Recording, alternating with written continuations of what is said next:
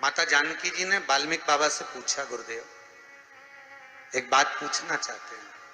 बोलिए, क्या है? बात ये पूछना चाहते हैं गुरुदेव, मेरे प्रभु को देखे हुए बहुत समय हो गया, मेरे बच्चे भी मेरे पति को, मेरे प्रभु को नहीं देख पाए। गुरुदेव अगर कोई पूजन ऐसी होती हो जिस पूजन से मेरा पति का मुझे दर्शन हो जाए या मेरा पति मुझे मिल जाए, एक बार उनका दीदार हो जाए, जो मुझे देखे नहीं है बहुत दिनों से, ना मैंने उनको देखा है, एक बार दीदार हो जाए, एक बार वापस मिलन हो जाए। जिस व्यक्ति का कोई कार्य सिद्ध नहीं हो रहा है, कोई कार्य अटक गया है, मिलन नहीं हो रहा है, कोई अदालत तक में बात पहुंच गई है और मालूम पड़े संबंध टूटने वाला है, लग रहा है कि ये ससुराल वाले नहीं रख रहे, या लग रहा है कि ये संबंध हमारा खराब होने वाला है, उस व्यक्ति को ये व्रत 9 दिन के धारण कर लेना चाहिए, जो माता जानकी जी ने वाल्मीकि बाबा से पूछ कर करा था, जो माता सीता जी ने वाल्मीकि बाबा से पूछ कर करा था। तो वाल्मीकि बाबा ने कहा, जानकी अये सीते सुनो, एक व्रत है, एक उपवास है, एक व्रत है, एक साधना है, अगर वो तुम कर लोगी 9 दिन तक तो ये पक्का है कि तुम्हारे पति के दर्शन तुम्हें हो जाएगा, और तुम्हारे पुत्रों को भी तुम्हारे पति का दर्शन हो जाएगा, उनके पिता का दर्शन। ठीक है, क्या उपाय? कहा शिव मंदिर में जाइए, पहले दिन 9 फूल कमल के हों, जो मिल जाए, परंतु एक जैसे फूल होना चाहिए। ये नहीं कि आज तुमने गुलाब का चढ़ाया, कल कमल का चढ़ा दिया, परसों गेंदा का चढ़ा दिया, नरसों चमेली का चढ़ा दिया, फिर रात रानी का चढ़ा दिया, ऐसे फूल ना चढ़ाए, एक जैसे फूल 9 दिवस तक। सीते हे जानकी, हे पुत्री, शिव मंदिर में जाकर अपने पति का स्मरण कर कर, कार्य का स्मरण कर कर 9 फूल प्रथम दिन घी का दिया लगाकर आप भगवान शंकर को कामना कर कर समर्पित करती हो, दूसरे दिन वही फूल दुगने हो जाना चाहिए 18। तीसरे दिन फिर 9 जोड़ लो 27, फिर 9 जोड़ लो, फिर 9 जोड़ लो, जोड़ते जोड़ते 90 दिन 81, कितने हो गए? ऐसे पुष्प शंकर भगवान को समर्पित करना। 10वां दिन होगा, पुत्री शिव कृपा करेंगे और तुम्हें अपने पति का दर्शन जरूर होगा। कर सकती हो? सीता जी बोली, कर तो लूंगी, पर दिक्कत एक है। क्या? इतने में फूल चढ़ाऊं और फूल नहीं मिले तो? इतने में वहीं पर लव खड़ा हुआ था, पुत्र लव खड़ा हुआ था। उसने कहा, मां चिंता क्यों करती है, फूल मैं ला कर दूंगा, तू तो बस व्रत धारण कर। यही गुप्त नवरात्रि का व्रत, इसी आषाढ़ी नवरात्रि का व्रत मां जानकी ने करना प्रारंभ करा, और पुष्प लाने के लिए लव जाता। पहले 9 फूल तो आश्रम में मिल गए, दूसरे 27 फूल, 18 फूल भी आश्रम में मिल गए। धीरे धीरे धीरे धीरे जब 5 दिन हो गए, पुष्प की संख्या कम पड़ने लगी, तो लव को मालूम पड़ा कि मेरी माता को पूजन करने में दिक्कत हो रही है, पुष्प नहीं मिल रहा है। चिंता मत कर मां, अब तो कहीं से भी ला कर दूंगा तो दूंगा। और गया लव, गया।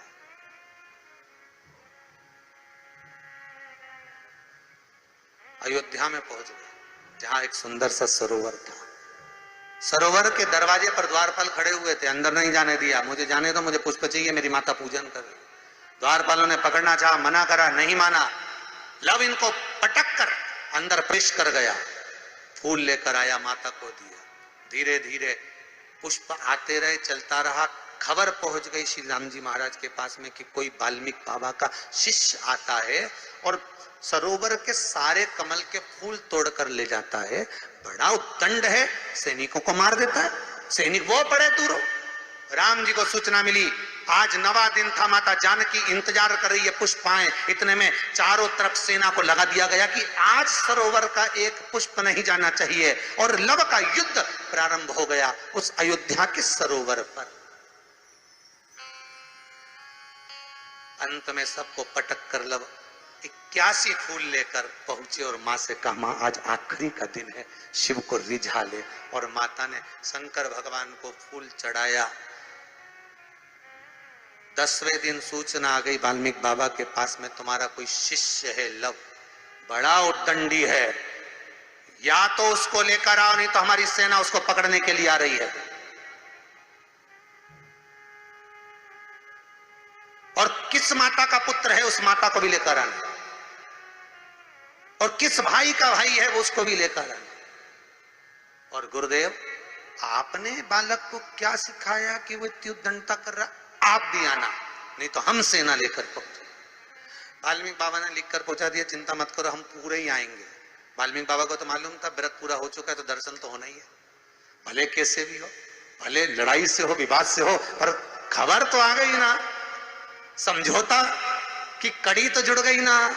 भगवान वाल्मीकि बाबा समझ गए, सीता जी से कह दिया तेरा व्रत पूर्ण हो गया बेटा, अब तू कल तैयारी कर चलने की। और लव को लेकर पहुंचे, सीता जी को देखा, पुत्रों का स्मरण करा, राम जी के नैनों से जल बह गया। वाल्मीकि बाबा सीता से कहते हैं, इसको कहते हैं साधना, इसको कहते हैं तप, इसको कहते हैं साधना। आप भी कर सकते हो। आनंद रामायण का ये प्रसंग वर्णन करता है कि हम भी क्यों ना कर सकते। 11 तारीख से 19 तारीख तक गुप्त नवरात्र चालू होंगे। गुप्त नवरात्र करो, आराधना, कुछ नहीं तो एक फूल तो शंकर को चढ़ाना चालू करो, कम से कम एक पुष्प तो चढ़ाओ। जिसको लगता है कि मेरे परिवार में कोई दूसरा व्यक्ति हस्तक्षेप कर रहा है, या मेरा पति किसी पर नारी के साथ में रह रहा है, या नारी किसी पर पुरुष के साथ में रह रही है, तो माखन थोड़ा सा प्रतिदिन मां जगत जननी के मंदिर में अवश्य समर्पित करें। 9 दिन तक समर्पित करोगे, कैसा भी दोष होगा, कैसे भी ग्रह होंगे, वो सब हट जाएंगे और जीव आपका हो। ये वो नवरात्र है जिसमें प्रेम आनंद बढ़ता है, स्नेह बढ़ता है। ये वो नवरात्र,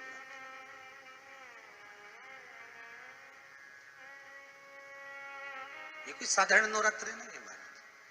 भाई भाई में अगर द्वेष हो रहा है, विवाद चल रहा है, अदालत में बात चल रही है, कोई समझौता नहीं हो रहा, एक दूसरे से बातचीत बंद है, करो नवरात्र, यही गुप्त नवरात्र धारण करो। 9 दिन कुछ भी, आप बाबा को पुष्प समर्पित करो, फूल। लगता क्या है, कोई यहाँ लिखा तो आनंद रामायण में ये थोड़ी लिखा कि एक एक सोने की अंगूठी समर्पित करो। उन्होंने तो लिखा पुष्प, केवल पुष्प,